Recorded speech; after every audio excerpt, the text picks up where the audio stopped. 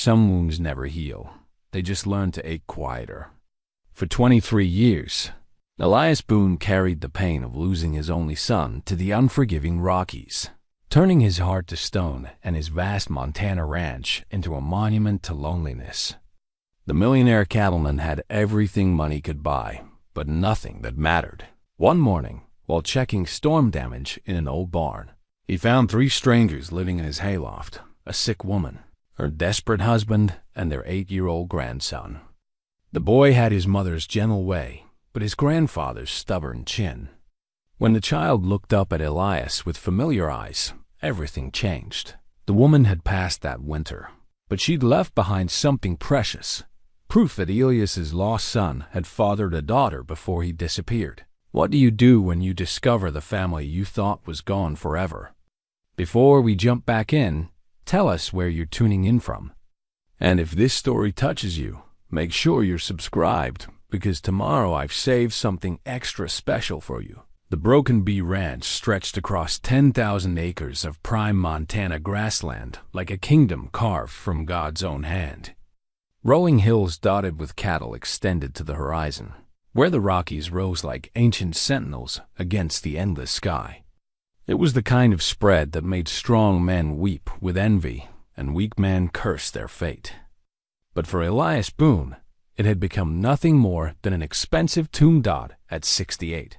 Elias moved through his domain with the measured gait of a man who had outlived his purpose. His weathered face, carved by decades of Montana sun and wind, bore the permanent squint of someone who spent more time looking at distant horizons than into the eyes of other human beings. Silver stubble covered his jaw like frost on winter grass, and his hands, once quick with rope and rifle, now carried the slight tremor of age and solitude. The morning routine never varied. Coffee black as midnight, drunk standing at the kitchen window while watching the sun paint the eastern peaks gold. Bacon and eggs prepared by Maria Santos, the Mexican woman who had cooked for the ranch these past 15 years and was one of the few souls brave enough to speak plainly to the old man. Then the slow walk to the barn, where his foreman Jake Whitmore waited with the day's agenda written in the permanent worry lines around his eyes. Storm took down part of the north fence. Jake reported this particular morning, his voice careful as a man walking on thin ice. At 52, Jake had worked the Broken Bee for nearly 20 years, and he knew which subjects to avoid. The north pasture was one of them. Gonna need to ride out and assess the damage. Elias nodded, his attention focused on adjusting the saddle on his bay gelding, Thunder. The horse was getting old too, 16 years and still strong, but showing the same careful movements that marked all aging creatures. Take young Peterson and the wire cutters. Should be able to patch it before the steers wander. Yes, sir. Jake hesitated, shifting his weight from one worn boot to the other. There's also that matter of the Hendricks place. Tom Bradley stopped by yesterday evening, asking if you might consider. No. The word came out flat as a slammed door. Elias didn't look up from his saddle work, but his movements became more deliberate, almost aggressive. Told Tom 3 times already. Not selling, not leasing, not even thinking about it. Tom Bradley was Sweetwater Creek sheriff. A decent man with a politician's instincts and a growing family that needed more income than the county could provide. Like half the men in the territory, he'd been eyeing the Broken Bee with the hungry gaze of those who saw opportunity in an old man's solitude. But Elias had built this empire through sweat, blood, and a stubbornness that made mules look reasonable.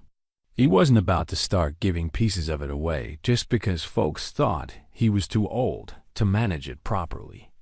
The truth was simpler and more painful than anyone in Sweetwater Creek understood. This ranch wasn't just Elias's life's work. It was Samuel's inheritance. Every fence post driven, every head of cattle branded. Every acre cleared had been done with the vision of his son taking over someday. Samuel Boone, bright as summer lightning and twice as unpredictable, who could gentle a wild horse with patience, but couldn't sit still long enough to learn the books. Samuel, who'd enlisted the moment President McKinley called for volunteers to fight the Spanish. Despite his father's protest that the ranch needed him more than Uncle Sam did, Samuel, who'd come home from Cuba in 1899 with a Bronze Star for valor and eyes that had seen too much, who'd lasted exactly 2 years trying to settle back into ranch life before the Rockies called him away for what was supposed to be a 2-week hunting trip in the fall of 1901. 23 years of silence since then. 23 years of waiting for a letter that never came, searching faces in every crowd, keeping Samuel's room exactly as he'd left it. The Bronze Star still sat in the top drawer of Elias's desk, wrapped in tissue paper like a pressed flower. Some nights, when the whiskey hit just right and the loneliness felt sharp enough to cut, Elias would unwrap that medal and remember the pride that had burned in his chest the day his boy came home a hero. But heroes, he'd learned, had a way of disappearing when the world got too small for their dreams. "Boss?" Jake's voice brought him back to the present. "You want me to ride the north boundary myself? Check on that old barn while I'm at it?" The north boundary, where Samuel used to practice his roping when he was 12, where they'd built that barn together the summer before the war. Samuel complained good-naturedly about the heat, while Elias taught him the proper way to set a foundation that would last. The barn that had stood empty these 20-odd years, because even thinking about it made Elias's chest tight. "I'll handle it." The words surprised them both. Jake's eyebrows climbed toward his receding hairline, and Elias felt his own jaw clench in response. "Gotta check the fence line anyway. Might as well see if the storm did any damage up there." Truth was, the previous night's storm had been the worst he'd seen in years. Wind howling like banshees across the prairie, rain coming down in sheets thick enough to drown a standing man. The kind of weather that could tear buildings apart and scatter livestock across 3 counties. If the barn had finally succumbed to age and nature's fury, he supposed he should know about it. Maria appeared in the barn doorway, wiping flour from her hands on a checkered apron. At 60, she moved with the efficiency of someone who'd been managing difficult men for decades. Her gray hair was pulled back in a neat bun, and her dark eyes held the kind of wisdom that came from raising 6 children and outliving 1 husband. "You riding out to the north pasture," she said, and it wasn't a question. Maria had an uncanny ability to read the emotional weather around the ranch better than any barometer. "First time in how long?" "Don't see how that's anyone's business but mine," Elias replied, but without real heat. Maria was one of the few people on earth who remembered Samuel clearly, who'd fussed over him like a second mother when his own had died in the influenza outbreak of 1887. If anyone had earned the right to speak freely about family matters, it was the woman who'd held Elias together when grief threatened to tear him apart. "That boy's been gone a long time," Senator Elias. Her voice was gentle but firm. "Maybe it's time to stop waiting and start living." Jake shuffled his feet uncomfortably. These conversations between Elias and Maria had been happening more frequently in recent years, and they always made the ranch hands nervous. It was like watching someone poke a sleeping bear with a short stick. "I'm living just fine," Elias said, swinging himself up into the saddle with only a slight grunt of effort. "Place runs smooth, cattle are healthy, bills get paid. What more living you think a man my age needs to do?" Maria's expression softened into something that looked suspiciously like pity. "The kind that doesn't happen alone, patron. The kind that makes a man smile at something other than his bank balance." Before Elias could formulate a suitable response to that observation, Maria had turned and walked back toward the house, leaving him with Jake and the uncomfortable sensation that his cook had seen straight through to the hollow place in his chest where hope used to live. "She means well," Jake offered quietly. "She means to meddle," Elias corrected, "but without venom. You tell Peterson to check the water troughs in the south pasture. And if that damn bull gets loose again, I want to know about it before he shows up in town, courting the mayor's cow." Jake grinned at that, the first genuine smile of the morning. "Yes, sir. You want me to ride along to the north section? Been a while since anyone checked those fence lines proper." For a moment, Elias almost said yes. Almost took the easy path and let Jake handle the ghosts that waited in the shadow of that old barn. But something in Maria's words had stirred a restlessness he hadn't felt in years. Maybe it was time to face the memories he'd been avoiding. Maybe it was time to see what remained of the dreams he built with his son's hands. "I'll manage," he said finally. "You keep the men busy here." "And Jake?" The foreman looked up expectantly. "If anyone comes asking about buying land, tell them I died poor and ornery. Should save us all some time." Jake's laugh followed Elias as he rode out of the barn and into the crisp Montana morning. The sun was climbing higher, burning off the last wisps of storm clouds and revealing a sky so blue it made a man's heart ache. This was the kind of day Samuel had loved best, clear and bright, with enough wind to make the grass dance and enough warmth to remind you that winter wasn't forever. Thunder's hooves drummed a steady rhythm against the packed earth as they headed north, past the main grazing areas where cattle lifted their heads to watch their passage, past the creek that ran silver and swift with snowmelt from the high country. The land rose gently as they rode, offering glimpses of the valley spread out below like a green carpet dotted with the dark shapes of buildings and the distant ribbon of the railroad that had brought prosperity to Sweetwater Creek 25 years earlier. As they crested the ridge that marked the northern boundary of the main ranch, Elias could see the old barn in the distance, still standing despite the storm's fury. Relief and disappointment warred in his chest. Relief that the structure had survived.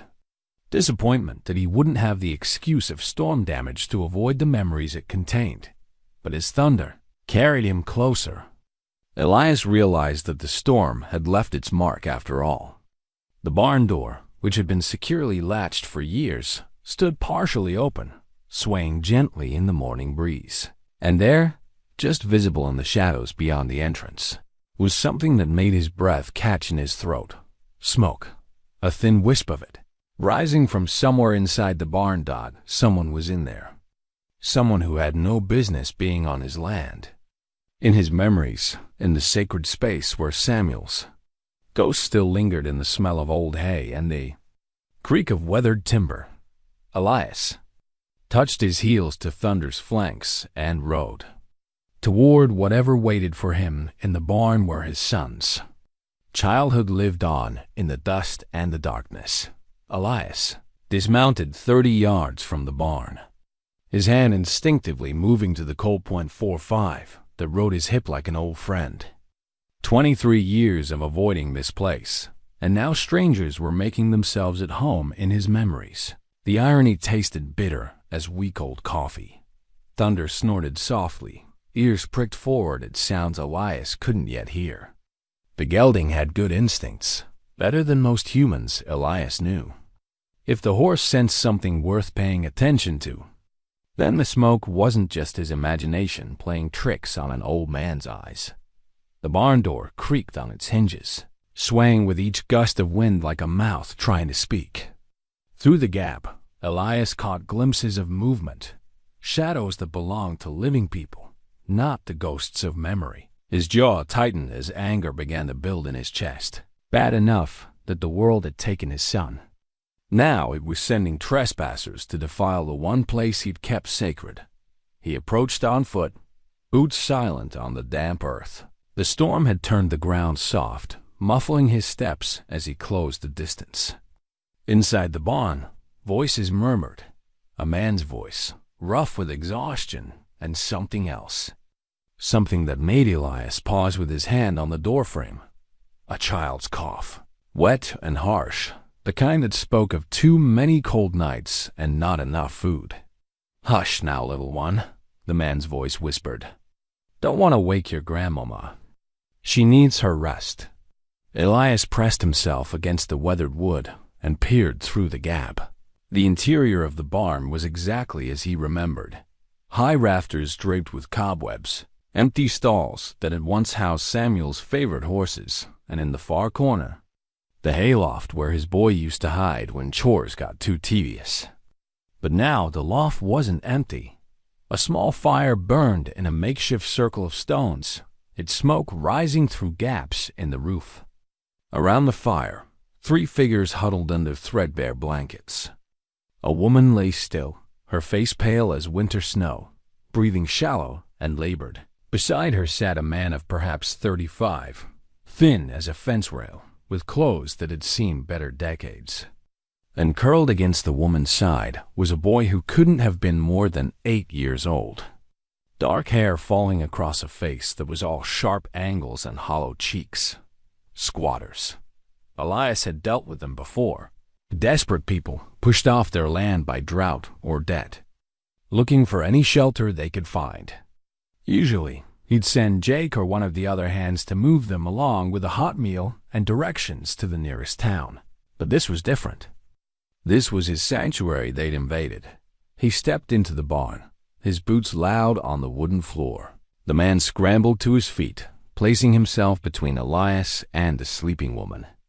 Up close, he looked even worse, unshaven, hollow-eyed, with the desperate air of a man who'd been running for too long. "Please, mister," the stranger said, his voice carrying a Georgia drawl worn thin by hardship. "We ain't looking for trouble. Just needed somewhere dry for the night. My wife, she's real sick." The boy stirred at the sound of voices, and when he looked up at Elias, the old rancher felt the world tilt sideways. Those eyes, green as summer grass, with flecks of gold that caught the firelight. Samuel's eyes. The same eyes that had looked up at him 1,000 times from breakfast tables and barn stalls and Sunday church pews. "Who are you?" Elias managed, his voice rougher than he'd intended. The man's shoulders squared despite his obvious fear. "Name's Thomas Mitchell, sir. This here's my wife Clara and our boy Daniel. We've been traveling since spring, looking for work. Clara took sick in Billings, and we couldn't afford a doctor or even a room. I know we're trespassing, but—" "The boy," Elias interrupted, unable to take his eyes off the child's face. "How old is he?" Thomas blinked at the unexpected question. "8 this past winter." "Why? Where's he from?" "Originally. His mama died this past winter," Thomas said carefully. "Clara and me, we took him in. He's my late wife's grandson." The words hit Elias like a physical blow. Late wife. He looked again at the woman on the makeshift bed, really looked this time. She was younger than he'd first thought, maybe 25, with dark hair and fine features that illness couldn't quite hide. But it was the shape of her hands, long-fingered and graceful, that made his breath catch. Sarah's hands. His late wife's hands, passed down through Samuel to this stranger who lay dying in his abandoned barn. "What was your late wife's name?" He asked Thomas, though part of him already knew the answer. Rose Mitchell. Her maiden name was Boone." The barn seemed to spin around Elias. He reached out to steady himself against a support post, his mind reeling with the implications. Rose Boone, Samuel's daughter, the granddaughter he'd never known existed, and the great-grandson who looked up at him now with his son's eyes. "She ever mention her father?" Elias asked. Thomas nodded slowly. "Some. Said he went missing in the mountains when she was just a baby. She never knew him. Grew up with her mother's people in Colorado. When her mama died, Rose came north looking for any family that might be left. That's how we met. Samuel had fathered a child. Somewhere in his wanderings after the war, his son had left behind a daughter who'd grown up alone, searching for the family she'd never known. And now the daughter lay dying in the very barn where Samuel had played as a boy, while her son, Elias's great-grandson, watched with eyes that held too much worry for such a young face. "The boy," Elias said again, his voice barely a whisper. "What's his full name?" "Daniel Rose Mitchell," Thomas answered. But Rose always called him Danny. Said it was close to his grandfather's name. Samuel, I think she said. Danny. Not quite Samuel, but close enough to make an old man's heart break with recognition. Elias stared at the child, seeing his son's stubborn chin, his late wife Sarah's gentle mouth, and something indefinable that belonged only to this boy. A resilience that spoke of hardship, faced too young. Mister, Thomas said urgently, I know we don't have any right to ask, but Clara's real bad. If we could just stay until she's strong enough to travel. She's not gonna get strong. Elias said bluntly, the words falling like stones into still water. Not living rough like this. When's the last time she saw a doctor? Thomas's face crumpled. We ain't got money for doctors. Spent the last of our savings on train fare north. Clara stirred on her makeshift bed, and when she opened her eyes, Elias saw the fever burning there like distant lightning. She tried to sit up, failed, and fell back with a soft groan that spoke of pain beyond bearing. Mama Clara? Danny moved to her side, his small hand finding hers. You feeling any better? She managed a weak smile for the boy, but Elias could see death waiting in the shadows of her face. Consumption, most likely, or pneumonia. Either one a killer for someone living rough on the trail. This woman had probably been dying for months, holding on through sheer will and love for the child who needed her. Danny, she whispered, come here, sweet boy. The child leaned close, and Clara whispered something in his ear that made him nod solemnly. Then she looked past him to Elias, and despite her illness, her gaze was sharp as a blade. You're him, she said simply. You're the grandfather Rose was looking for. It wasn't a question, and Elias found he couldn't deny it even if he'd wanted to. The resemblance was too strong, the connections too clear. This dying woman had figured out in moments what it had taken him the better part of an hour to accept. How long have you been living rough? He asked. Since spring, Thomas answered when Clara couldn't. Been moving from place to place, picking up work where we could find it. Clara's been getting worse, and Danny. He looked at the boy with desperate love. He deserves better than this. Elias studied the three of them, his dying granddaughter, her devoted husband, and the great-grandson who carried Samuel's eyes in Sarah's hands. 23 years of loneliness, and now family, had literally fallen from the sky into his lap. The irony was so sharp it cut. Get her things together, he said finally. All of you? You're coming to the house. Thomas's eyes widened. Sir, we couldn't impose. You're not imposing, Elias said firmly. You're coming home. As he helped Thomas gather their meager belongings, Elias's mind raced with questions and possibilities. But one thought rose above all others. Samuel's bloodline lived on in the boy who watched him with solemn, knowing eyes. After 23 years of waiting for his son to return, maybe it was time to accept that the family had come to him instead. The ride back to the main house tested every assumption Elias had made about his capacity for patience. Clara rode double with Thomas on the old mare they'd pulled from the pasture, swaying dangerously with each step despite her husband's steadying arms. Danny sat in front of Elias on Thunder, his small body rigid with the effort of staying upright in an unfamiliar saddle. You ever ridden a horse before, boy? Elias asked quietly. No, sir, Danny replied, his voice barely above a whisper. Mama Clara says horses are expensive to keep. The simple statement hit Elias harder than he'd expected. This child, his great-grandson, had grown up poor enough that riding lessons were an unimaginable luxury.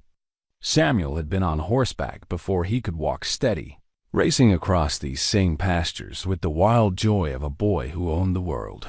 The contrast made Elias's chest tight with emotions he couldn't name. Well, he said carefully, Thunder here is gentle as a lamb.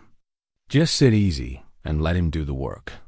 Maria Santos was hanging laundry when they crested the hill overlooking the main house. From this distance, Elias could see her pause. shading her eyes with one hand as she tried to make sense of the unexpected parade approaching her domain. By the time they reached the yard, she was waiting on the porch with the expression of a woman who'd learned to expect trouble but hoped for better. Dios mío, she breathed as Thomas helped Clara down from the horse. Even from 10 feet away, anyone could see the woman was desperately ill. Senator Elias, what? They need help, Elias said simply, dismounting and lifting Danny down with hands that remembered holding Samuel at that age. The woman's sick, and they've been living rough. Maria's expression shifted from confusion to understanding to the kind of fierce protectiveness that had made her indispensable for 15 years. She took one look at Clara's pale face and burning eyes, then another at Danny's hollow cheeks, and her jaw set in the line Elias recognized as purely dangerous. "Inside now," she commanded, taking charge with the authority of someone who'd raised 6 children and buried 1 husband. "You men get her to the guest room upstairs. I'll fetch Dr. Patterson." "No need for the doctor yet," Elias started to say, but Maria cut him off with a look that could have stopped a charging bull. "There is always need for the doctor when children are involved," she said firmly. "Besides, that woman needs more help than my remedies can provide." As Thomas carried Clara toward the house, she managed to catch Elias's sleeve with trembling fingers. "Please," she whispered, her voice already growing weaker. "Don't let them separate us. Danny's all the family Thomas has left." The words carried a weight of desperation that spoke of experience with authorities who saw poor families as problems to be solved by division. Elias covered her thin hand with his own, surprised by how natural the gesture felt. "Nobody's separating anyone," he said. "You have my word." Inside the main house, Maria transformed into a force of nature. Within minutes, she had Clara settled in the guest room with clean sheets and warm blankets, while Thomas hovered nearby like a lost soul.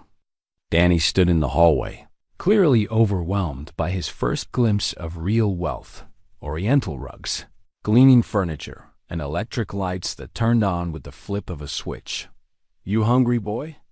Elias asked, noting how the child's eyes kept drifting toward the kitchen, where the smell of fresh bread lingered in the air. Danny nodded but didn't speak. The kind of careful silence that came from learning not to ask for things you couldn't afford. Elias remembered that caution from his own childhood, before luck and hard work had built the broken bee into an empire dot in the kitchen. Maria had already begun assembling what looked like enough food to feed a cavalry unit. Soup steamed in a large pot, fresh bread cooled on the counter, and she was slicing ham with the efficiency of a woman who'd fed hungry people before. "The boy looks like Samuel," she said without preamble, not bothering to look up from her work. "Same eyes, same stubborn chin. You noticed that, did you?" "I notice everything that happens in this house, Senator Elias. You know this." Maria ladled soup into a bowl and set it before Danny, who stared at it as if he couldn't quite believe it was real. "The question is, what are you planning to do about it?" Before Elias could answer, Jake Whitmore appeared in the kitchen doorway, hat in hand and worry written across his weathered features. "Boss? Saw the horses in the yard. Everything all right?" The foreman's eyes took in the scene. The strange boy eating soup with the desperate hunger of someone who'd missed too many meals.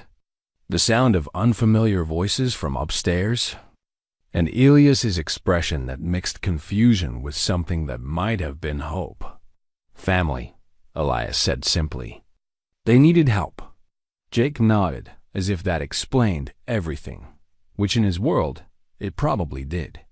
The unwritten code of the frontier said you helped people in trouble, asked questions later, and sorted out the complications when everyone was fed and dry. "You need me to ride for Doc Patterson?"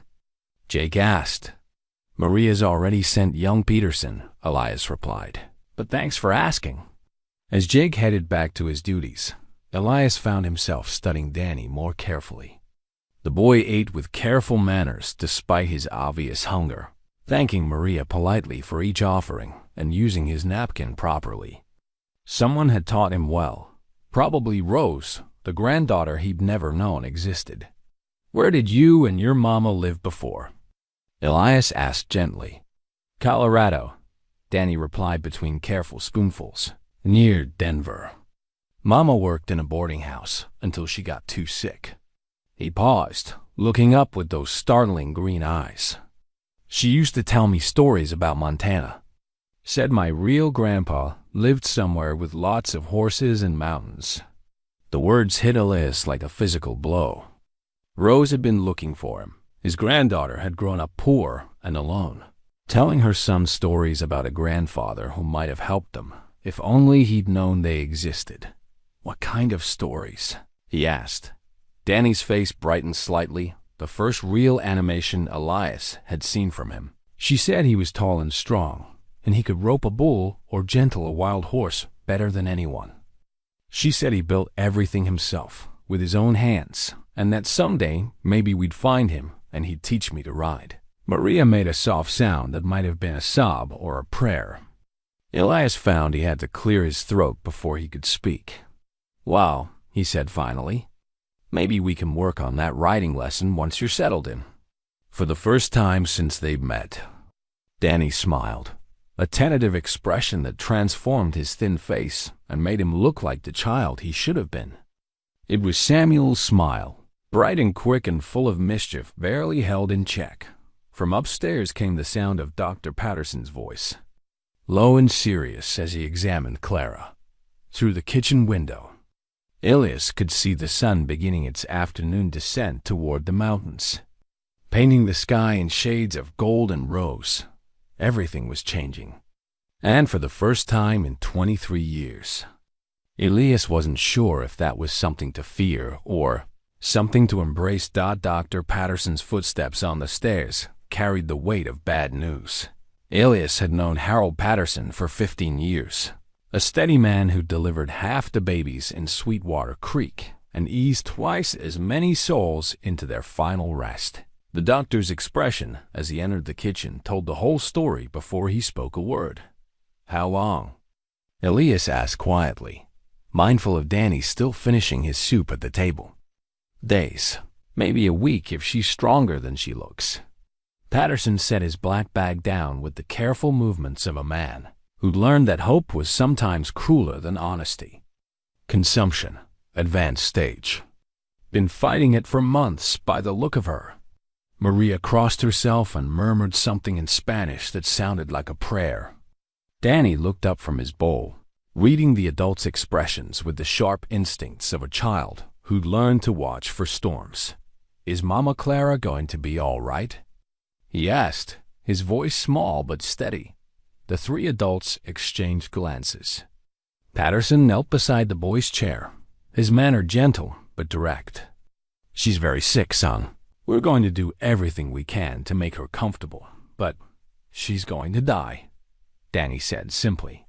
"Like my real mama did." The matter-of-fact way he said it broke something in Elias's chest. This boy had already buried one mother and was preparing to lose another. Yet he sat there eating soup with the quiet dignity of someone far older than his 8 years. "Yes," Patterson said honestly. "I'm sorry." Danny nodded and returned to his soup. After a moment, he looked up at Elias. "Will you and Thomas take care of me after?" The question hung in the air like smoke from a dying fire. Thomas appeared in the kitchen doorway at that moment, his face ravaged by grief and exhaustion. He'd clearly heard enough of the conversation to understand what was coming. "Don't you worry about that now," Thomas said, forcing a smile for the boy's sake. "We'll figure everything out." But Elias could see the panic lurking behind the man's calm facade. Thomas was a decent soul who'd taken on a dying woman and her child out of love. But he was also a man without resources, without prospects, without anything to offer a boy who deserved better than a life of wandering and want. "The boy stays here," Elias said suddenly, the words surprising even himself. "Both of you do. There's work on the ranch if you want it, Thomas." Good work with a place to live and regular pay. Thomas's eyes widened. Sir, I couldn't. We barely know each other. And you don't owe us. He's family, Elias said firmly. Looking at Danny, that's all that matters. Dr. Patterson gathered his things with the quiet efficiency of a man accustomed to leaving behind more questions than answers. I'll check on her tomorrow, he promised. Send word if she takes a turn. After the doctor left, an awkward silence settled over the kitchen. Thomas stood uncertainly by the door, clearly overwhelmed by the sudden reversal of fortune. Danny had finished his soup and was studying Elias with those unsettling green eyes. You really my great-grandpa? The boy asked. Seems I am, Elias replied. Your Grandma Rose was my son Samuel's daughter. The one who went missing in the mountains? Elias nodded, surprised by how easily the boy made connections. That's right. I never knew about your Grandma Rose until today. Danny considered this with the seriousness of a judge weighing evidence. Mama Clara says family's the most important thing in the world. She says when you find family, you hold on tight and don't let go. The simple wisdom in those words cut deeper than any sermon Elias had ever heard. This child understood something about the value of connection that Elias had forgotten in 23 years of bitter solitude. Maria wiped her hands on her apron and fixed Thomas with a look that brooked no argument. You'll be needing proper clothes and a bath before supper. There's a room above the bunkhouse that's clean and private. Jake can show you. Thomas opened his mouth to protest, then seemed to realize he was outnumbered by people who'd already decided his fate. I don't know how to thank you folks. Clara and me, we've been on our own so long. You're not on your own anymore, Elias said, but there's something you should understand. If you're staying on the Broken Bee, you work. No charity, no handouts. You earn your keep like everyone else. Relief flickered across Thomas's face at the prospect of honest work instead of charity. Yes, sir. I'm handy with tools, good with animals. I'll pull my weight. I know you will. Elias turned to Danny. What about you, boy? You ready to learn about ranch life? Danny's face lit up with the first genuine excitement Elias had seen from him. Could I really learn to ride horses? And rope cattle like in Mama's stories? Don't see why not. But first things first, we get you some proper clothes and boots. Can't have you running around the ranch looking like a scarecrow. Maria was already making mental lists, a practical mind organizing the logistics of integrating new people into the household. I'll ride to town tomorrow for supplies. The boy needs everything. Clothes, boots, proper winter coat. Make it a good coat, Elias said. Montana winters aren't forgiving to the unprepared. As the afternoon wore on, Elias found himself watching Danny explore the house with careful curiosity. The boy touched nothing without permission, asked polite questions about the electric lights and indoor plumbing, and listened with rapt attention as Maria explained how the big kitchen stove worked. It was like watching Samuel discover the world all over again, but with a gravity that spoke of too much loss too young. This child had learned caution where Samuel had known only confidence, had developed patience where Samuel had been all impulse and energy. When evening came, Thomas sat beside Clara's bed while she drifted in and out of fevered sleep. Danny curled up in a chair nearby, unwilling to leave her side. Elias stood in the doorway, watching over this makeshift family that had appeared in his life like a gift he'd never thought to ask for. Clara stirred and beckoned weakly to Elias. When he approached her bedside, she grasped his hand with surprising strength. Thank you, she whispered, for giving them a home. Danny's special. He's got your son's heart, but he's learned kindness from hardship. Don't let the world break that in him. I won't, Elias promised, and meant it with every fiber of his being. Clara passed 2 days later, slipping away in her sleep as the first snow of winter dusted the mountains. She'd held on just long enough to see Danny settled. to watch him take his first tentative steps around the ranch, to know that the family she'd cobbled together from love and desperation would survive her passing. The funeral was small but dignified. Pastor Williams spoke words of comfort over the simple pine coffin, while the handful of mourners stood silent in the cemetery outside Sweetwater Creek. Danny held Thomas's hand on one side and Elias's on the other, his small face composed but tear-streaked. When the last prayer was said and the earth covered Clara's grave, the boy turned to Elias with questions in his green eyes. "What happens now?" he asked. "Now we go home," Elias said simply, "and we figure out how to be a family." But figuring out family proved more complicated than any of them had anticipated. Thomas threw himself into ranch work with the desperate energy of a man trying to earn his place through exhaustion. He mended fences, repaired equipment, and worked longer hours than anyone asked of him.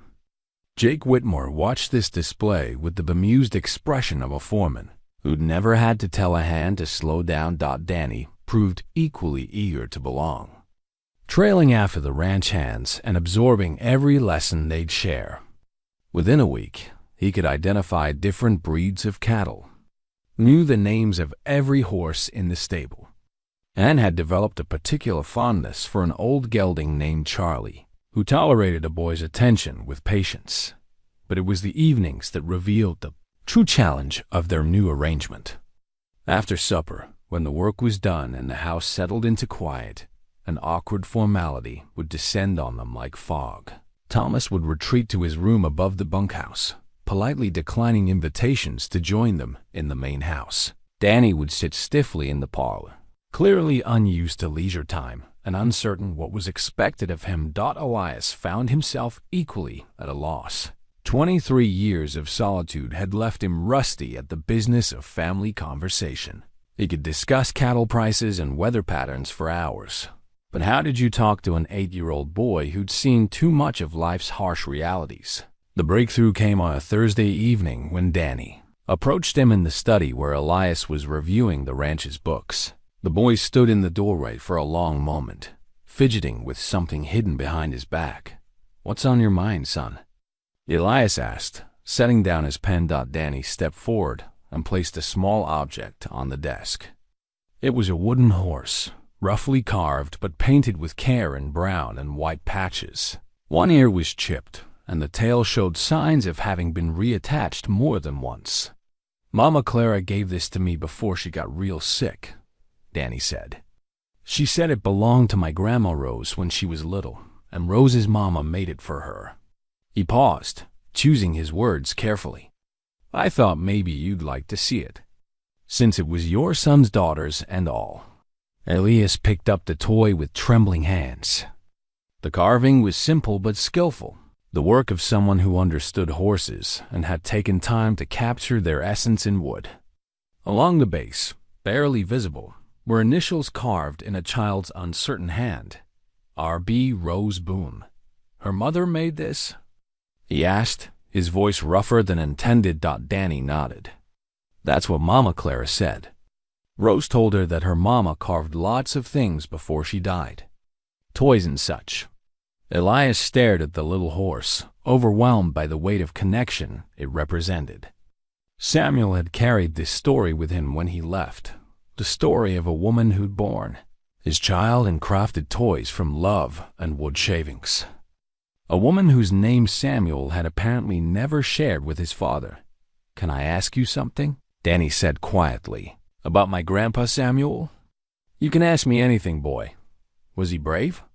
Mama Rose used to say he was a war hero, but sometimes grown-ups say things to make stories sound better.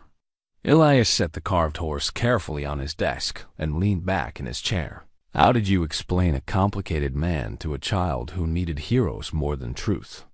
"He was brave," he said finally.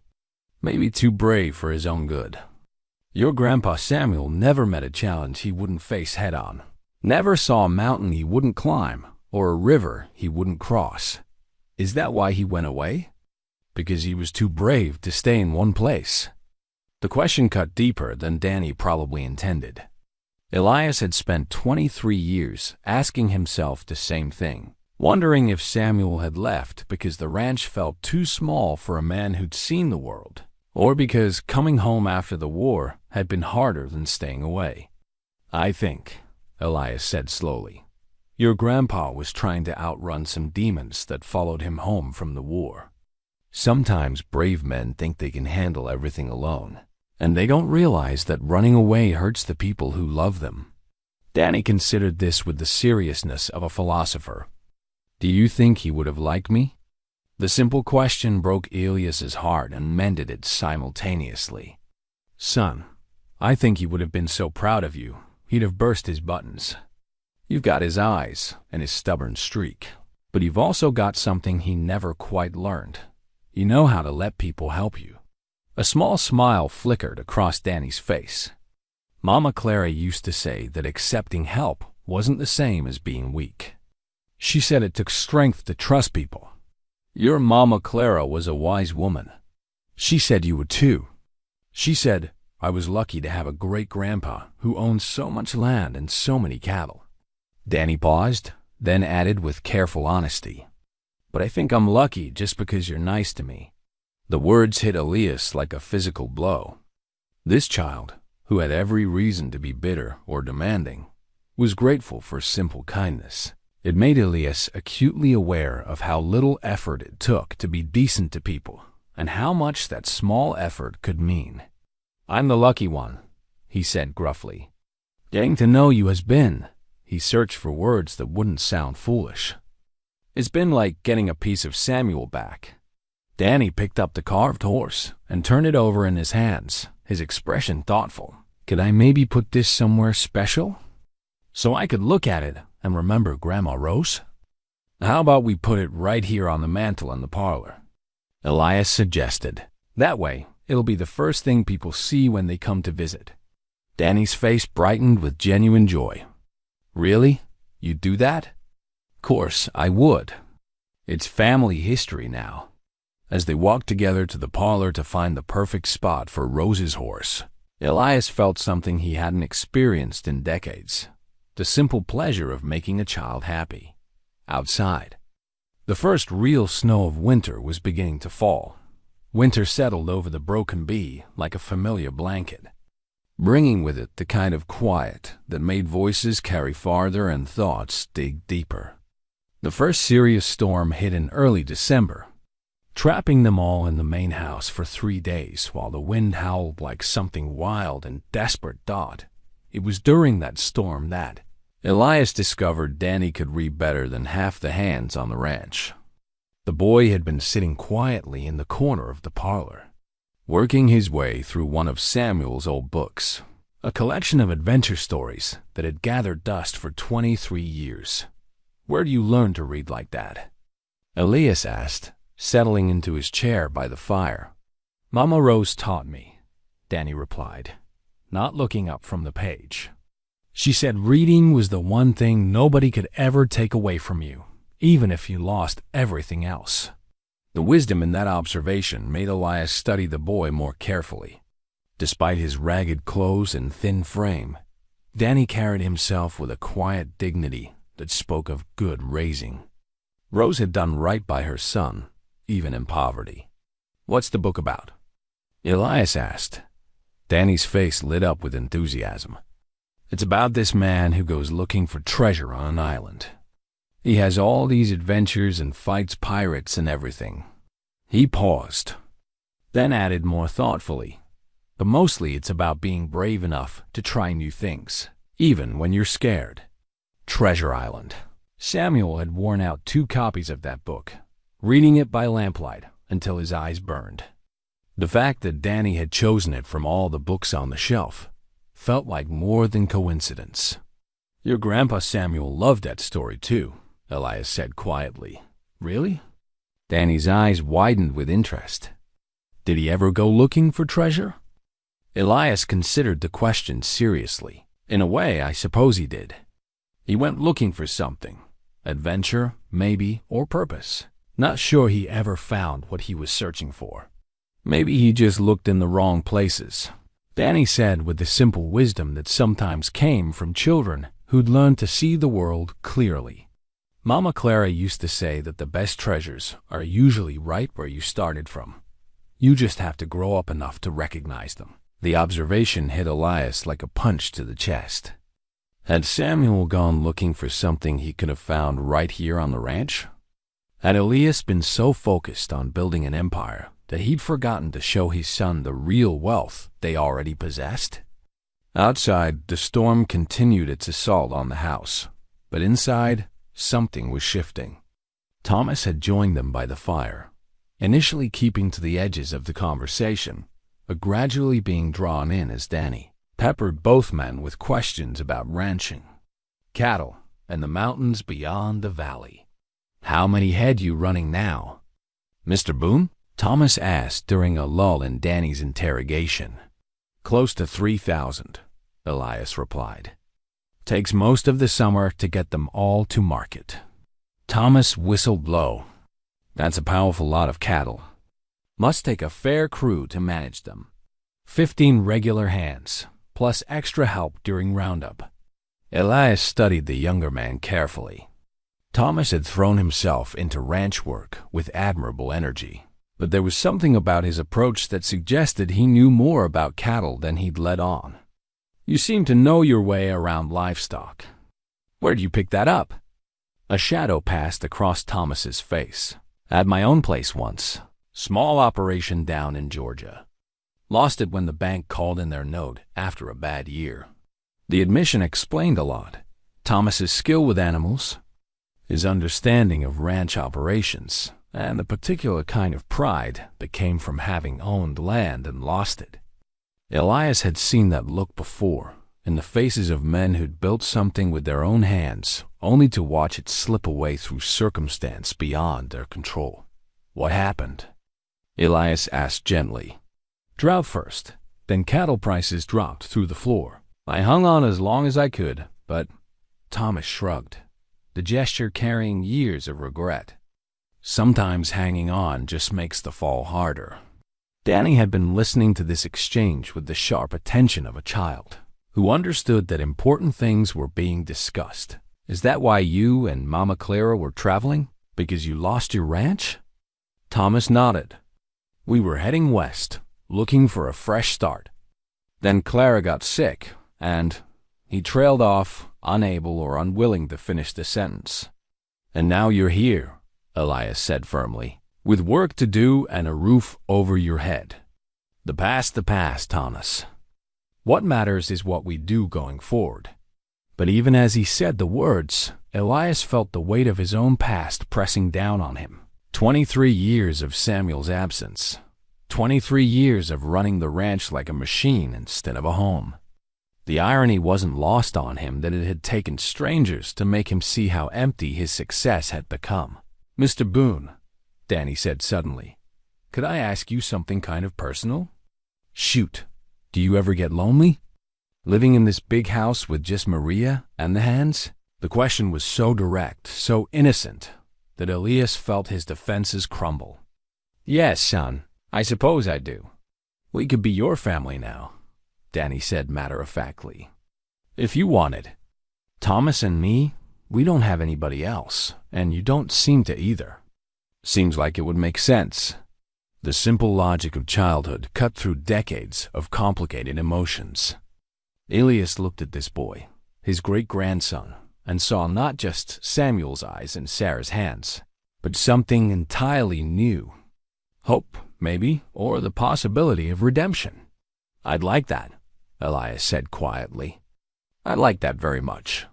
Outside, the storm began to ease, but inside the warm circle of firelight, something important had been decided, not through grand gestures or formal declarations, but through the simple act of 3 lonely people choosing to become something more than the sum of their individual sorrows. Maria appeared with hot cocoa and fresh bread. Taking one look at the scene by the fire and smiling with the satisfaction of a woman who'd been waiting years for this house to feel like a home again. "About time," she murmured in Spanish, but loud enough for Elias to hear. About time indeed. Spring. brought more than wildflowers and melting snow to the broken bee. It brought a stranger with a familiar face and a story that would change everything they thought they knew about Samuel Boone. The man rode up on a Tuesday morning in April, leading a pack mule and wearing the kind of clothes that spoke of long trails and hard weather. He was tall and lean, with graying hair and the careful movements of someone who'd learned to expect trouble. When he dismounted in front of the main house, Danny came running from the stable where he'd been learning to curry horses. "Grandpa Elias," the boy called. "There's a man here to see you." Elias emerged from the house, drying his hands on a kitchen towel, and stopped dead when he saw the stranger's face. The resemblance was unmistakable. The same green eyes, the same stubborn jawline, the same way of standing that spoke of quiet confidence. This man could have been Samuel's brother, if Samuel had ever had a brother. "You Elias Boone?" the stranger asked, his voice carrying a slight accent that might have been Canadian. "I am. And you are?" The man reached into his coat and withdrew a worn leather pouch, handling it with the reverence of something precious. From the pouch, he extracted a small object wrapped in oiled cloth. When he unfolded the wrapping, Elias felt the world tilt sideways.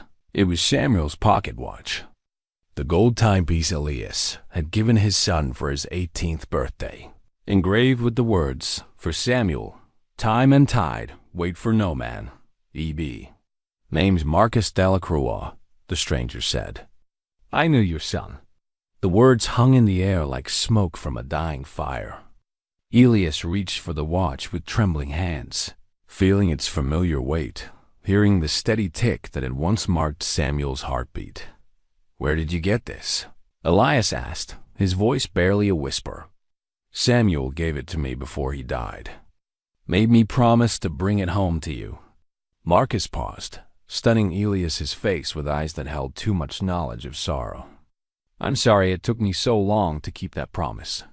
Danny had been listening with the sharp attention of a child who sensed important things happening beyond his understanding.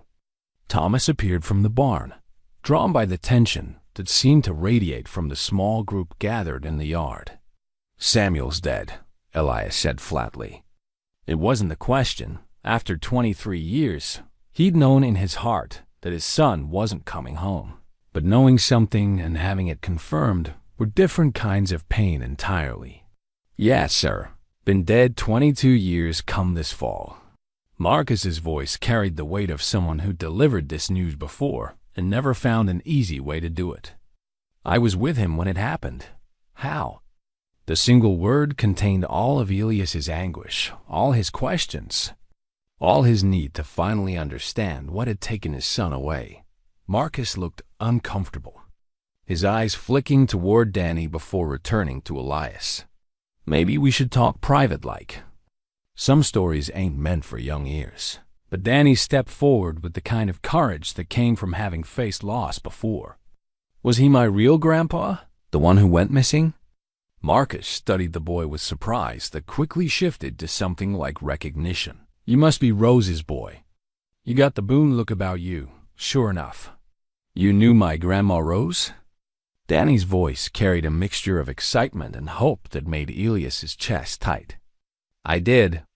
Sweet girl, stubborn as her daddy. Last I saw her, she was heading south with her mama, looking for family." Marcus turned back to Elias. "She had a child with her, a baby girl, your granddaughter." The revelation hit like a physical blow.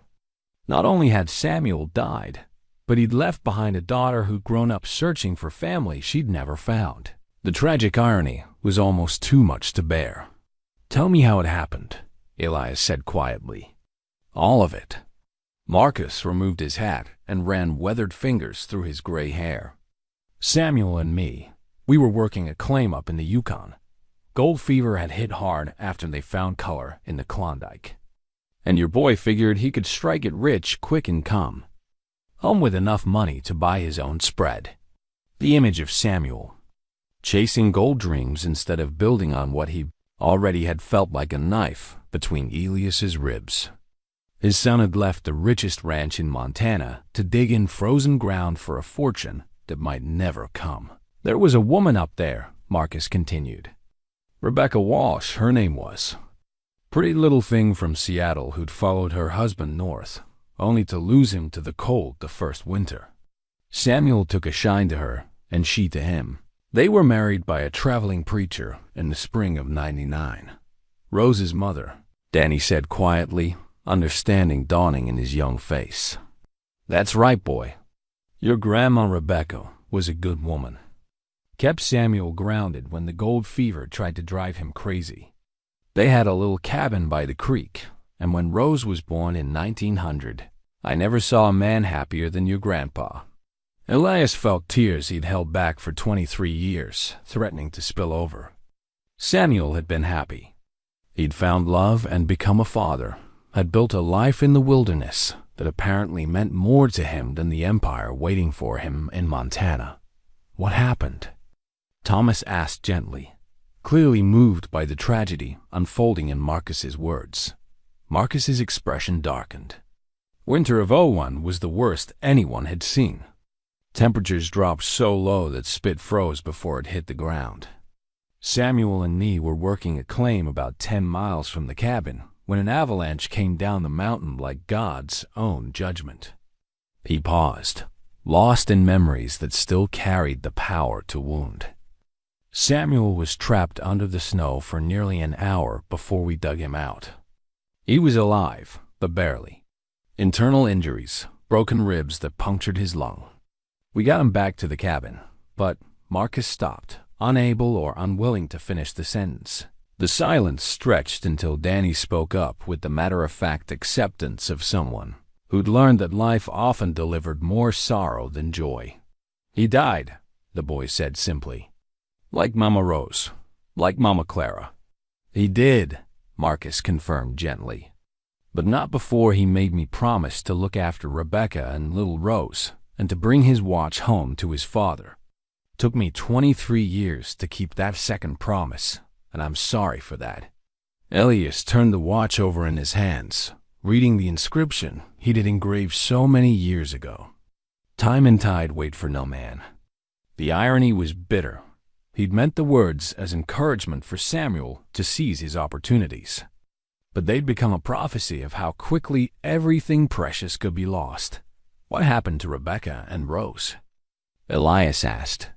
Rebecca remarried a few years later, a good man named Patrick Walsh, who adopted Rose as his own. They moved south when Rose was about 5, looking for warmer climate and better opportunities. I lost track of them after that. The story was complete now. The circle of tragedy and loss that had scattered his family across the continent like seeds on the wind. Samuel had died young and far from home, leaving behind a daughter who'd grown up searching for the grandfather she'd never known. Rose had died poor and alone, but not before passing on stories of Montana and the grandfather who might have loved her if he'd known she existed. There's something else, Marcus said, reaching into his coat again. This time he withdrew a small leather journal, its pages yellow with age. Samuel kept a diary. Wrote in it every day, mostly about Rebecca and Rose, about the claim, he hesitated. About you. Elias took the journal with hands that shook like autumn leaves. On the cover, in Samuel's familiar handwriting, were the words "For my father, SB 1901. The twist wasn't just that Samuel had died, but that he died thinking of home, writing letters to a father he'd been too proud or stubborn to send while he was alive. For 23 years, Elias had imagined his son as ungrateful and restless, when the truth was that Samuel had carried his love for the ranch, and his father with him to his grave in the frozen north. That night, Elias sat alone in his study, with Samuel's journal spread open before him like a prayer book.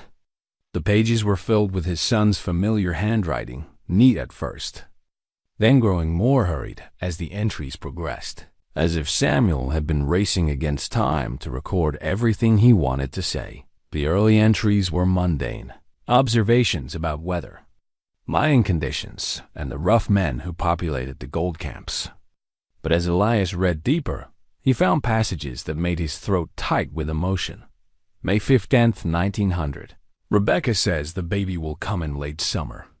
I'd find myself thinking of the ranch more these days, wondering if father still rises before dawn to check the cattle.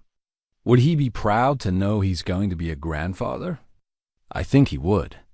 I should write to him, but pride is a stubborn thing, and I've been gone too long without word. September 3rd, 1900. Rose Elizabeth was born this morning. She has Rebecca's dark hair, but my eyes. Father's eyes, really. I held her for the first time and understood something about love that I never knew before. It's bigger than gold, bigger than any fortune a man might find in the ground. I need to take her home to meet her grandfather. He deserves to know he has family. December 20th, 1900. The cold here would freeze the devil himself. But when I look at little Rose sleeping between Rebecca and me, I feel warm clear through. She makes these tiny sounds when she dreams, and Rebecca says she's probably dreaming about horses and wide-open spaces. Maybe she's dreaming about Montana. Maybe she knows where she really belongs. Page after page revealed a Samuel that Elias had never known. Thoughtful, reflective, desperately homesick, but too proud to admit it. The final entries, written in the weeks before the avalanche, painted the picture of a young man planning his return home, calculating how much gold he needed to provide for his family while building bridges back to the father he'd left behind. October 30th, 1901. Wrote another letter to father today, but didn't send it. Like all the others. How you apologize for 3 years of silence? How do you tell a man you were wrong without admitting you wasted the best years of both your lives? I'll go home in the spring, take Rebecca and Rose and show them the land that made me. Father will love Rose. She has that stubborn Boone chin, and she's already trying to walk. Determined to go everywhere on her own 2 feet. The last entry was dated November 15th, 1901. 5 days before the avalanche that had ended Samuel's life and scattered his family to the winds. Had a dream about the ranch last night. Saw father standing on the porch, older than when I left but still strong. In the dream, Rose was running across the pasture on a paint pony, laughing like bells in the wind. Rebecca was hanging laundry, singing the way she does when she's truly happy. It felt more real than waking. Maybe dreams are just the heart's way of showing us what we really want. I want to go home. Elias closed the journal and buried his face in his hands, overwhelmed by the weight of what might have been. All those years of bitterness. All those nights spent wondering if Samuel had ever loved him, ever missed the ranch, ever regretted leaving. And the truth was that his son had been aching for home, just as much as Elias had been aching for him. A post at the Jew. The truth was that his son had been aching for home just as much as Elias had been aching for him. A soft knock on the study door interrupted his grief. Danny peered around the frame, his young face serious with concern. Grandpa Elias? You all right? Thomas sent me to check on you. Elias wiped his eyes and gestured for the boy to enter. Just reading, son. Learning some things about your grandfather, Samuel. Danny approached cautiously, clearly reading the emotional weather in the room. Good things or sad things? Both. Elias picked up the journal and held it gently, as if it might dissolve at rough handling. Turns out your grandfather loved this place more than I ever knew. He was planning to come home when he died. Would he have liked me, do you think? Danny asked, settling into the chair beside Elias's desk. The question broke Elias's heart and healed it simultaneously. Son, he would have loved you so much it would have made him foolish. You're everything good about the Boone family wrapped up in one determined little package. Danny smiled at that, but his expression remained thoughtful. Are you sad that he never came home? Yes, Elias said honestly, but I'm also grateful that I get to know you. Maybe this is how things were supposed to work out. Maybe Samuel's real gift to me wasn't coming home himself. but making sure his family would find their way here eventually. Through the study window, Elias could see Marcus Delacroix sitting on the porch with Thomas, sharing a bottle of whiskey and talking in the quiet way men did when they'd both seen too much of life's harder edges.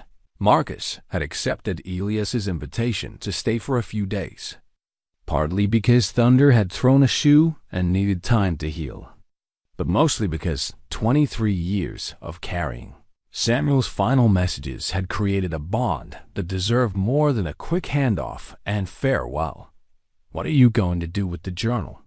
Danny asked. Elias considered the question carefully.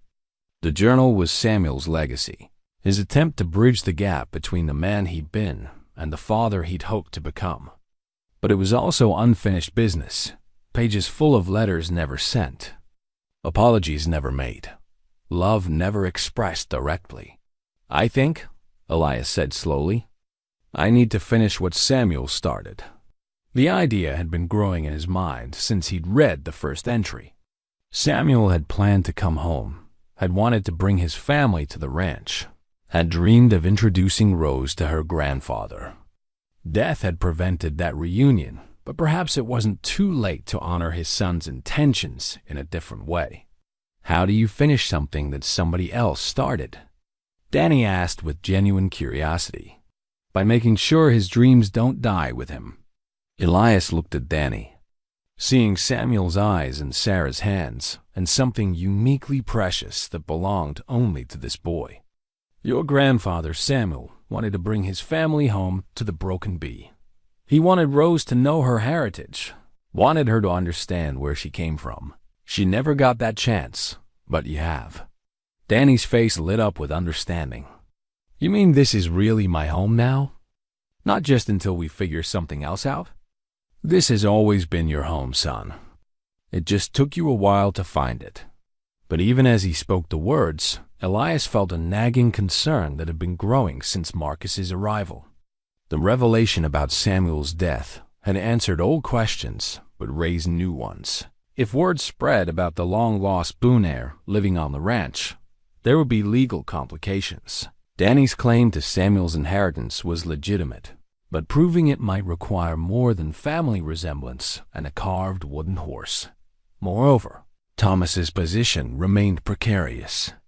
He'd been caring for Danny out of love, not legal obligation. And if distant relatives or government officials decided to interfere, the makeshift family they'd built could be torn apart as easily as it had been. Assembled the thought of losing Danny, of watching bureaucrats and lawyers dissect their newfound happiness in the name of proper procedures, made Elias's chest tight with protective fury. This boy belonged here, with him, on the land his ancestors had built with sweat and stubbornness. No judge or distant cousin was going to change that if Elias had anything to say about it. But wanting something and protecting it were different challenges entirely. 23 years of operating the ranch had taught Elias that good intentions meant nothing without proper planning and legal protection. If he was going to secure Danny's future, if he was going to honor Samuel's dream of bringing his family home, he needed to be smart about it. "Danny," he said carefully, "what would you say if I told you I wanted to make sure you could never be separated from this ranch?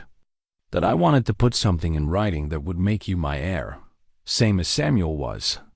The boy's eyes widened with surprise and something that might have been hope.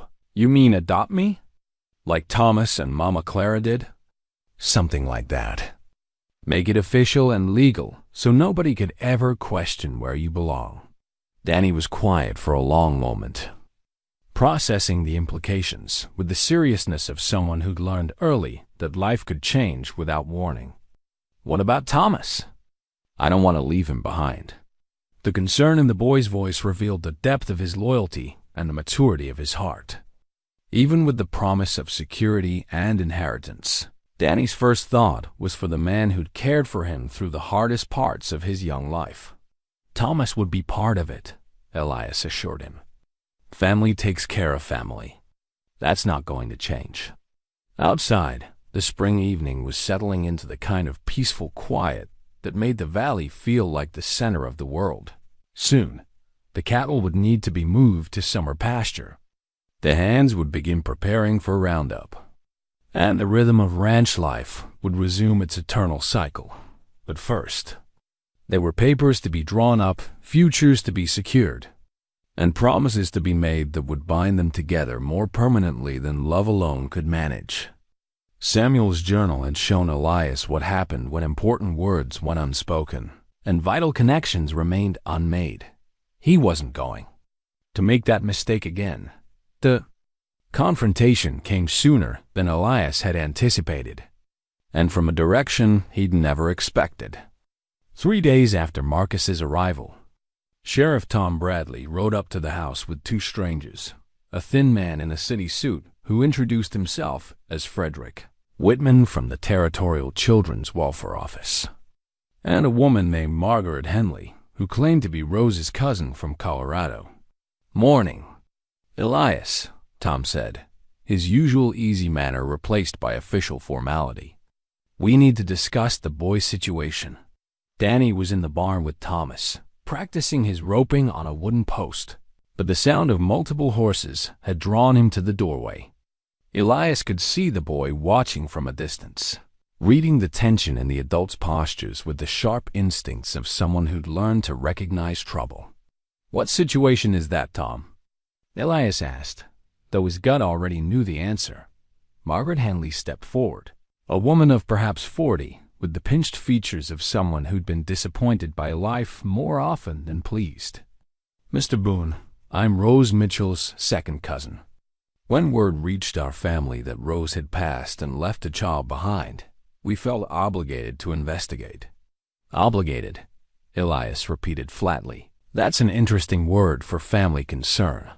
Frederick Whitman cleared his throat importantly.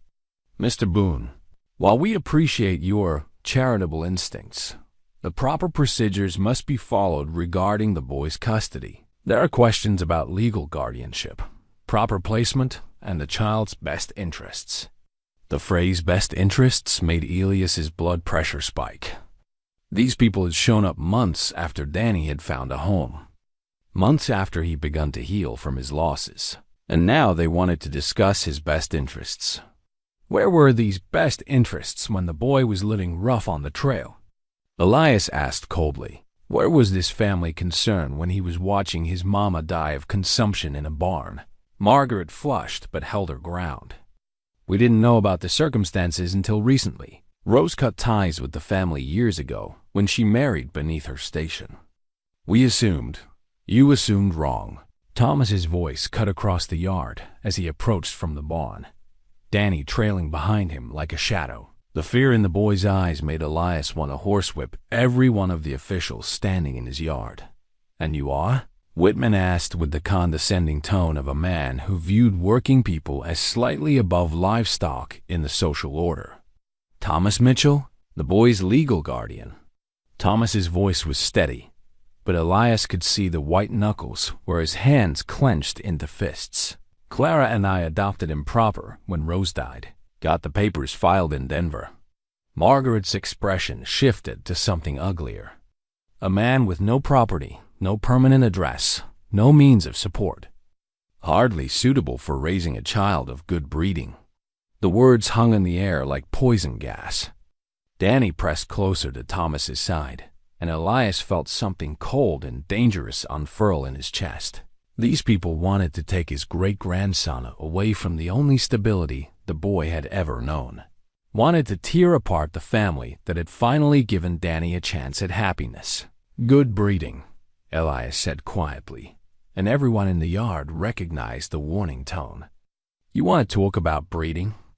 That boy's got more Boone blood in him than you'll find in any Colorado drawing room. His grandfather was Samuel Boone, my son. His great-great-grandfather built this ranch from nothing but sweat and stubbornness." "Which brings us to another concern," Whitman interjected smoothly. "The boy's inheritance rights. If he is indeed Samuel Boone's descendant, there are legal questions about his claim to estate property that should be resolved through proper channels." The truth hit Elias like a sledgehammer. This wasn't about Danny's welfare at all. It was about money. These vultures had heard about the long-lost Boone heir and smelled opportunity. They wanted to get their hands on Danny so they could control his inheritance, carve up the broken bee like a holiday turkey.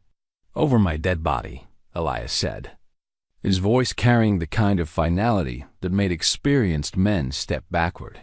Sheriff Bradley shifted uncomfortably. "Now, Elias, nobody wants trouble here. But there are legal procedures that have to be followed. If the boy's got legitimate family, he's got legitimate family right here," Elias interrupted. "He's got me. He's got Thomas. He's got Maria and Jake and every hand on this ranch who's watched him grow into the fine boy he's become. What he doesn't need is strangers coming around with their hands out and their hearts empty." Margaret's face flushed with indignation. "Mr. Boone, you can't simply decide these matters based on sentiment. There are proper procedures, legal requirements. There's also justice." Marcus Delacroix's voice cut across the argument as he emerged from the house. The old prospector moved with the unhurried confidence of a man who'd faced down claim jumpers and survived. Frontier justice. And sometimes justice and law aren't the same thing. All eyes turned to Marcus, and Elias felt a surge of gratitude for the man who'd brought Samuel's story home. But he also recognized that they were rapidly approaching the point where words would give way to action, where the fragile peace they'd built might shatter under the weight of legal complications and family greed. The real confrontation was just beginning. Danny stepped forward with the kind of courage that made Elias's chest swell with pride and terror in equal measure. The 8-year-old looked up at the officials with Samuel's green eyes blazing, and when he spoke, his voice carried the unmistakable ring of Boone's stubbornness. "I don't want to go with you," he said simply. "This is my home. These are my people." Margaret Hamley's expression softened into what she probably thought was maternal concern. "Danny, sweetheart, you don't understand the situation. You need proper schooling, proper upbringing. Your cousin Margaret can provide opportunities that I can read better than most grown men." Danny interrupted with matter-of-fact honesty. "Thomas taught me numbers, and Maria's teaching me Spanish. Jake's showing me how to work cattle, and Grandpa Elias is going to teach me the business side of ranching." He paused, then added with devastating simplicity, "What opportunities you got that are better than learning to run the biggest ranch in Montana?" Frederick Whitman cleared his throat officiously. "Young man, there's more to life than cattle ranching. There's culture, refinement, proper social connections. There's also family," Marcus Delacroix said quietly, stepping closer to the group. "Something this boy's been missing most of his life until now." From his coat, Marcus withdrew a thick envelope that looked official enough to make the bureaucrats take notice. "Now, before you all get too carried away with your legal procedures and proper channels, there's something you should see." He handed the envelope to Elias, who opened it with hands that trembled slightly. Inside were documents that made his breath catch. Samuel's marriage certificate to Rebecca Walsh, Rose's birth certificate listing Samuel as her father, and most importantly, a will dated just weeks before Samuel's death. "Samuel was smarter than any of us gave him credit for," Marcus explained as Elias read through the documents. "When Rose was born, he had papers drawn up by a lawyer in Dawson City, legal and witness proper. The will was brief but comprehensive. Samuel left everything to Rebecca and Rose jointly, with specific instructions that if anything happened to him, his share of the Broken Bee Ranch would pass to his daughter and her heirs. But the crucial paragraph made Elias's heart race with hope and vindication. I hereby designate my father, Elias Boone, as guardian and trustee for my daughter Rose and any heir she may bear, with full authority to act in their interests regarding all matters of inheritance, education, and welfare should circumstances require. 23 years old, Elias said, his voice rough with emotion. These papers are 23 years old and legally binding.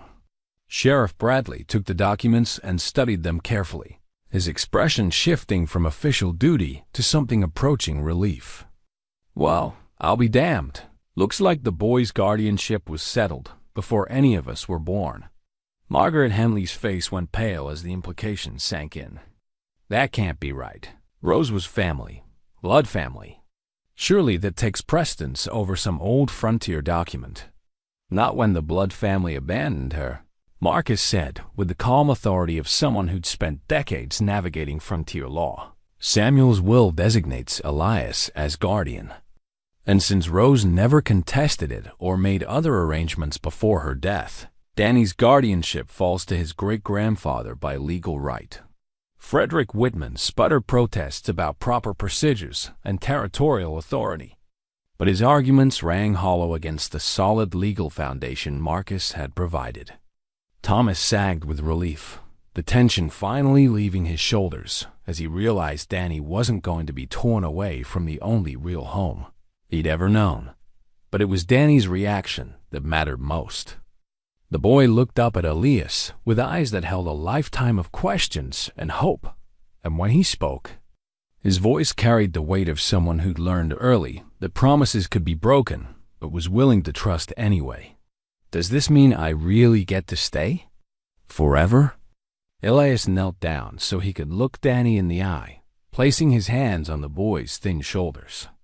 "It means you're exactly where you belong, son. Where your grandfather Samuel wanted you to be. This ranch has been waiting for you your whole life." Margaret Henley made one last desperate attempt to salvage her plans. "Mr. Boone, surely you can see that a child needs more than just legal documents. He needs proper guidance, education. He'll get both," Elias said firmly, rising to his full height. "Right here, from his family. Real family, not folks who show up looking for opportunities when they hear about inheritance money." The words hit their target with devastating accuracy. Margaret's face flushed crimson, and Frederick Whitman began gathering his papers with the hasty movements of a man who'd realized his mission was doomed. Sheriff Bradley tipped his hat to Elias with obvious relief. "Looks like everything's settled legal and proper. Boy's where he belongs." As the officials mounted their horses and rode away, defeated and empty-handed, Danny turned to Elias with a smile that could have powered the electric lights in town. "Grandpa Elias? Could we maybe put Grandpa Samuel's watch next to Grandma Rose's horse on the mantle, so they can be together like they should have been?" Looking down at his great-grandson's hopeful face, Elias felt the last of his old grief transform into something brighter and more valuable than any gold Samuel might have found in the Yukon. "I think that's exactly what we should do, son. Exactly what we should do." 1 year later, Elias stood on his front porch watching Danny work a young colt in the training corral. The boy had grown 3 inches and gained 15 pounds of solid muscle, transforming from the hollow-cheeked waif they'd found in the barn into a sturdy ranch hand who could rope a calf, read a ledger book, and charm the ranch hands into letting him help with jobs beyond his years. The morning sun painted the mountains gold, and the familiar sounds of ranch life created a symphony that had become sweeter with each passing season. Cattle lowed in the distance, horses nickered in the stable, and Maria's voice drifted from the kitchen where she was teaching Danny proper Spanish pronunciation along with his morning lessons. "Easy now, Copper," Danny called to the colt, his voice carrying the patience he'd learned from Jake and the gentle authority he'd inherited from generations of horsemen. "Nobody's trying to hurt you. Just teaching you some manners." Thomas emerged from the barn, wiping his hands on a rag and smiling at his adopted son's technique. The past year had been good to Thomas, too. Regular meals and steady work had filled out his frame, and the constant worry that had marked his features during their traveling days had been replaced by the quiet contentment of a man who'd found his place in the world. "Boy's got a natural touch with horses," Jake Whitmore observed, joining Elias on the porch. "Reminds me of someone I used to know." Elias nodded, seeing Samuel in every confident movement Danny made around the animals. But he also saw something Samuel had never quite mastered, a patience that came from understanding that the best things in life were worth waiting for, worth working towards slowly and steadily. "Jake," Elias said quietly, "I'd been thinking about succession planning. The ranch won't run itself forever, and I'm not getting any younger." The foreman's weathered face creased into a knowing smile. "Thinking about making it official? The boy's got the blood for it, and more importantly, he's got the heart." Through the kitchen window, Elias could see Maria packing a picnic basket with the kind of elaborate care she reserved for special occasions. Today marked the first anniversary of Danny's arrival, and they'd planned a family outing to the North Pasture, to the barn where everything had changed. Marcus Delacroix had left for Alaska 2 months earlier, but not before spending the winter sharing stories about Samuel's life in the gold fields, filling in the gaps that the journal had left empty. Danny had listened to every tale with rapt attention, building a complete picture of the grandfather he'd never known, but whose legacy lived on in every sunrise over the broken bee. "Grandpa Elias," Danny called from the corral. "Come see. Copper's letting me lead him around the whole ring." Elias walked over to the fence, his heart swelling with the kind of pride that had nothing to do with ownership and everything to do with love. Danny had accomplished in minutes what usually took experienced hands hours. The colt was following him willingly, trust replacing fear in the animal's dark eyes. "That's fine work, son," Elias said. "Your grandfather Samuel would be proud." Danny's face lit up at the praise, but his expression quickly grew thoughtful. "Do you think he really would be? I mean, do you think he'd like how things turned out?" The question carried the weight of a year's worth of growing up, a year of learning family history and understanding the complex emotions that had shaped the ranch's legacy. Elias considered his words carefully, knowing that his answer would become part of the foundation Danny would build his own life on. "I think," Elias said slowly, "Samuel would be amazed by how much love can grow from loss, how much hope can spring from heartbreak." He dreamed of bringing his family home to this ranch, and in a way, that's exactly what happened. Just took a little longer than he planned. Maria appeared with the picnic basket, followed by Thomas carrying blankets and a thermos of coffee. "Time to go," she announced with the authority of someone who'd been managing family outings for decades. "The North Pasture won't visit itself." As they loaded the wagon for the short trip to the barn, Elias caught sight of Samuel's watch on the mantelpiece, keeping time beside Rose's wooden horse, just as Danny had requested. The two artifacts had become the heart of their makeshift shrine to family memory, a daily reminder that love persisted across time and distance. The barn looked different now. They'd repaired the roof, reinforced the structure, and transformed it from a monument to loss into a symbol of new beginnings. Inside, where Danny had once huddled with his dying surrogate mother, Maria spread blankets for their anniversary picnic. "Odd to believe it's only been a year," Thomas mused, watching Danny explore the hayloft where they'd first taken shelter. "Feels like he's been part of this place forever." "He has been," Elias said simply. "He just took the long way home." As they settled in for their meal, Danny pulled a carefully wrapped package from his jacket, a gift he'd been working on in secret with Maria's help. Inside was a wood carving, rough but recognizable, depicting a man on horseback against a backdrop of mountains. "It's Samuel," Danny explained shyly. "The way I picture him from the stories. I thought maybe we could put it with the watch and the horse, so the whole family would be together on the mantel."